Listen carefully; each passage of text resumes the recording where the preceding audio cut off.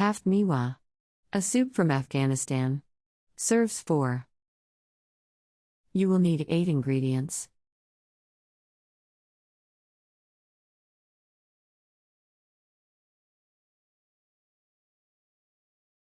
Step 1.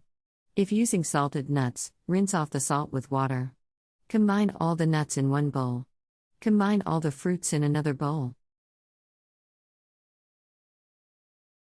Step 2. Add 3 cups of cold water to each bowl.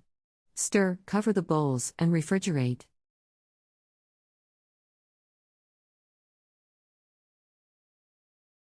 Step 3. After 2 days, combine the ingredients from the 2 bowls into one large bowl. Stir, cover the bowl, and refrigerate for 2 or 3 more days. Serve cold. Country Reports, Culture, Countries, Travel.